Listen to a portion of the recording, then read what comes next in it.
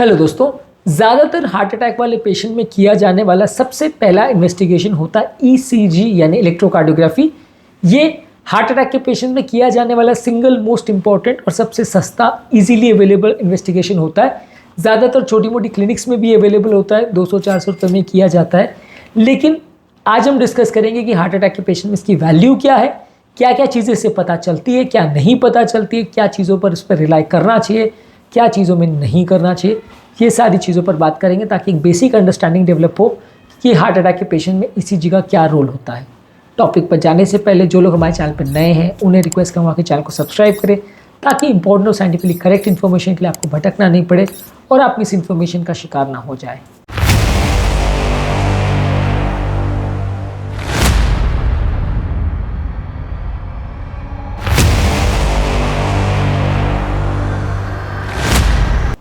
ज़्यादातर ECG heart के current का एनालिसिस है और जब हार्ट अटैक आता है तो हार्ट के करंट के वेक्टर्स चेंज होते हैं, जिसकी वजह से ईसीजी में सिग्निफिकेंट चेंजेस आते हैं, इलेक्ट्रिकल करंट की एक्टिविटी में चेंजेस आते हैं। ज़्यादातर बड़े हार्ट अटैक एटलीस्ट ईसीजी में डिटेक्ट हो जाते हैं। बड़े हार्ट अटैक जिसे एसटी एलिवेशन हार्ट अटैक बोलते हैं, या बड़े हार्ट अटैक जिसमें नली 100% बंद हो जाती है बड़ी आर्टरी, वो एटलीस्ट 95% केसेस में ईसीजी पे पिकअप हो जाते हैं अगर चालू अटैक के टाइम ने आप ईसीजी किया तो। लेकिन छोटे अटैक यानी अनस्टेबल एंजाइना या स्टेबल एंजाइना या ब्लॉकेज वाले केसेस ईसीजी में पिकअप नहीं होते हैं। इसीलिए छोटे अटैक्स में कई बार अपन उसको रिलाई नहीं कर सकते। छोटे अटैक्स की में प्रेडिक्टिव वैल्यू ईसीजी का खाली 50% है, यानी 50% केस में पिकअप होगा अनस्टेबल एंजाइना में। सिंपल ब्लॉकेजेस की अगर हम बात करें तो वो मोस्टली ईसीजी में डिटेक्ट हो भी सकता है, नहीं हो सकता है, बहुत ज़्यादा प्रेडिक्टिव वैल्यू नहीं है। 20-30% आप मान सकते हैं कि अगर ब्लॉकेज रिलेटेड हार्ट का डायलेशन होता है या ब्लॉकेज रिलेटेड कोई सिग्निफिकेंट चेंजेस होते हैं रिदम में तो वो पिकअप हो सकते हैं। ज़्यादातर अगर 70-80% ब्लॉकेज होगा तो उसमें ईसीजी में कुछ खास चेंजेस आए, ऐसा कोई ज़रूरी नहीं है। तो इसलिए कई लोग जो मान के चलते हैं कि ब्लॉकेज ईसीजी में पिकअप हो जाएगा, वो गलत है। माइनर अटैक भी काफ़ी केस में मिस हो सकता है, एटलीस्ट 50% केस में। मेजर अटैक भी एटलीस्ट 5% केस में ईसीजी में मिस हो सकता है। लेकिन ईसीजी का प्रेडिक्टिव वैल्यू सबसे ज़्यादा तब है जब आपने चालू अटैक के दौरान ईसीजी किया तो। अटैक खत्म होने के बाद या पेन खत्म होने के बाद यदि आप ईसीजी करते हो तो काफ़ी बार ईसीजी पूरी तरह नॉर्मल भी आ सकता है। कई बार अटैक की वजह से जो हार्ट में परमानेंट डैमेज हो जाता है वो लाइफ लॉन्ग रहता है, वो आपको दिखता रहेगा। अटैक के स्टेजेस भी कई बार आप प्रेडिक्ट कर सकते हो कितने टाइम पहले अटैक आया उसकी वजह से। लेकिन माइनर अटैक्स में कई बार वो मिस हो जाएगा। बड़े अटैक्स में हार्ट जब परमानेंट डैमेज हो जाता है तो वो आपको ईसीजी में कई बार लाइफ टाइम भी पिकअप हो सकता है। हालांकि कुछ टाइम के बाद वो चेंजेस भी धीरे धीरे करके कम होने लग जाते हैं। हो सकता है पूरी तरह डिसअपेयर हो जाए, हो सकता है ना भी हो। लेकिन बड़े अटैक से रिलेटेड डैमेज जो है, जैसे जैसे हार्ट इंप्रूव होने लगता है डैमेज के चेंजेस भी ईसीजी में कम होने लगते हैं। पर कुछ चेंजेस थोड़े बहुत केसेस में रह जाते हैं। ज़्यादातर ईसीजी लाइफ टाइम थोड़े बहुत अबनॉर्मलिटी शो करते हैं। 20-30% केसेस में ईसीजी पूरी तरह नॉर्मल भी हो सकता है बड़े अटैक के बाद भी। तो इसीलिए ईसीजी को सब चीज़ों को ध्यान में रख के विचार करना चाहिए ईसीजी के बारे में कि ईसीजी जो बता रहा है वो इन्फॉर्मेशन कितनी रेलेवेंट है, कितनी सही, कितनी गलत है, सारी चीज़ों को ध्यान देना आवश्यक है। हम सिर्फ खाली ईसीजी देख के कोई ब्लॉकेज नहीं है, कोई हार्ट अटैक नहीं है, सब कुछ अच्छा है, ये सोच के अगर बैठ जाते हैं तो अगले केसेस में काफ़ी गलतियां हो सकती हैं।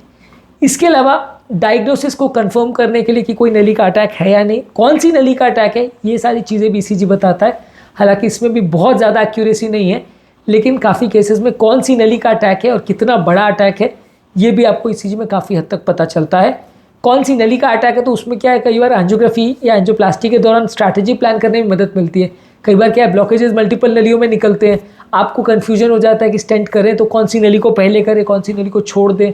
तो ये कन्फ्यूजन को भी कई बार ईसीजी हेल्प करता है। इसको localization of infarct related artery बोलते हैं, यानी अटैक के दौरान कौन सी नली में ज़्यादा चेंजेस आ रहे हैं उसके हिसाब से आप असेस कर सकते हो कि किस नली में अटैक आया हो सकता है। और ज़्यादातर रूल ये होता है कि आप उस नली को ट्रीटमेंट पहले करते हो जिसमें अटैक आया हो। तो इसीलिए ईसीजी में अटैक के दौरान भी कौन सी नली का इन्वॉल्वमेंट है ये भी डिफ्रेंशिएशन करने में मदद मिलती है। इसके अलावा ईसीजी आपको हार्ट अटैक का साइज़ बताता है, यानी छोटा अटैक है या बड़ा अटैक है, ये भी कुछ हद तक पता करने में मदद करता है। यदि बड़ा अटैक है तो इसी में ज़्यादा चेंजेस आएंगे, छोटा अटैक है तो कम चेंजेस आएंगे। तो ये भी इंपॉर्टेंट चीज़ें काफ़ी हद तक ईसीजी में पता चलती है। हालांकि इस मामले में इको की वैल्यू ज़्यादा है, लेकिन फिर भी काफ़ी रेलेवेंट इन्फॉर्मेशन ईसीजी आपको इस मामले देता है। इसके अलावा अटैक का ट्रीटमेंट सक्सेसफुल हुआ या नहीं ये भी आपको ईसीजी में पता चलता है। मान लीजिए अटैक के बाद आपने खून पतला करने का इंजेक्शन दिया, नली खुली या नहीं खुली, उसका भी काफ़ी हद तक आपको अंदाज ईसीजी में मिल जाता है। एंजियोप्लास्टी अपने की, उसके बाद नली खुलने के रिलेटेड चेंजेस आए या नहीं आए, यानी कितना सक्सेसफुल एंजियोप्लास्टी हुआ, परफ्यूजन टिश्यू में आया या नहीं आया, ये भी काफ़ी हद तक ईसीजी में पिकअप हो सकता है। हालांकि इस मामले में भी 100% एक्यूरेसी नहीं है, काफ़ी गलतियां होती हैं ईसीजी के इंटरप्रिटेशन में, लेकिन फिर भी ये काफ़ी हद तक उस बारे में जानकारी देता है। रीब्लॉकेज अगर हो रहा है, स्टेंट में क्लॉटिंग अगर हो रही है, दोबारा अटैक आ रहा है, तो वो भी ईसीजी में चेंजेस पिकअप हो सकते हैं। मान लीजिए अटैक आया, एक बार चेंजेस सेटल हो गए, फिर वापस से अगर चेंजेस आना चालू हो गए, इसका मतलब नली जो खुल गई थी वो वापस बंद हो गई, स्टेंट जो आपने किया उसमें वापस क्लॉट आ गया, कुछ इस तरह के चेंजेस भी कई बार उसमें पिकअप हो सकते हैं।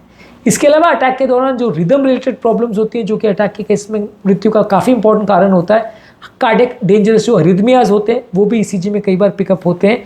ईसीजी में हार्ट का कंडक्शन सिस्टम अगर ब्लॉक हुआ हो, कंडक्शन ब्लॉक्स अगर हुआ हो, जैसे आरबीबी एलबी मॉर्फोलॉजी अगर डेवलप हुआ हो, तो ये सारी चीज़ें भी ईसीजी में कई बार पिकअप होती है।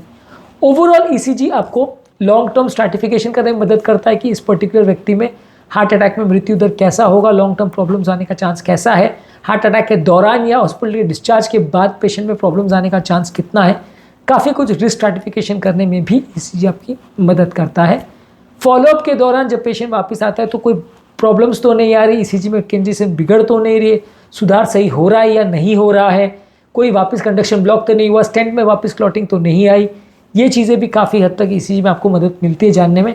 हालांकि स्टेंट चल रहा है या नहीं चल रहा है, या एक्यूरेटली ईसीजी में उतना अच्छा पता नहीं चलेगा। ट्रेडमिल टेस्ट इसके लिए कहीं ज़्यादा इंपॉर्टेंट है, ट्रेडमिल टेस्ट में ज़्यादा अच्छे से पता चलेगा, लेकिन एटलीस्ट कुछ हद तक ईसीजी आपकी इस मामले में मदद कर सकता है, थोड़ी बहुत जानकारी ईसीजी आपको दे सकता है। पर हाँ, ब्लॉकेज के लेवल पर बहुत ज़्यादा उसमें भी पिकअप नहीं होगा। ब्लॉकेज रिलेटेड हार्ट को अगर कुछ डैमेज होता है तो वो डैमेज पिकअप होगा। ये चीज़ सबसे ज़्यादा इंपॉर्टेंट पॉइंट है इस टॉपिक में, जो आपको समझने की आवश्यकता है कि ब्लॉकेजेस अगर 70, 80, 90% के लेवल पे हो तो यूजली वो कई बार ईसीजी में मिस हो जाते हैं, ज़्यादातर केस में ईसीजी में मिस हो जाते हैं। लेकिन वो ब्लॉकेज रिलेटेड अगर हार्ट का डायलेशन हो, हार्ट का कंडक्शन सिस्टम डैमेज हो, हार्ट में अटैक हो, हार्ट का टिश्यू अगर मर जाए, वैल खराब हो जाए, ये सारी चीज़ें ईसीजी में कुछ चेंजेस पैदा कर सकती हैं जो डिटेक्ट हो सकती हैं। पर कई बार सिर्फ ब्लॉकेज के लेवल पे वो डिटेक्ट नहीं होता, हार्ट अटैक डिटेक्ट होता है, पर मेजर अटैक में डिटेक्शन की प्रेडिक्टिव वैल्यू ज़्यादा है, माइनर अटैक में डिटेक्शन की प्रेडिक्टिव वैल्यू कम है। अटैक के दौरान ईसीजी करेंगे तो प्रेडिक्टिव वैल्यू ज़्यादा है, अटैक के बाद ईसीजी करेंगे, पेन खत्म होने के बाद करेंगे तो प्रेडिक्टिव वैल्यू कम है। कई केसेस में ईसीजी लाइफ टाइम चेंजेस दिखाता रहता है, कई चेंजेस में वो ईसीजी टाइम के साथ ठीक होते भी चले जाते हैं। डिपेंड करता है कितना अटैक से डैमेज हुआ, और डिपेंड करता है कि डैमेज होने के बाद कितनी हीलिंग हुई, ये सारी चीज़ें डिसाइड करेंगी कि वो ईसीजी चेंजेस कितने टाइम तक आते रहेंगे।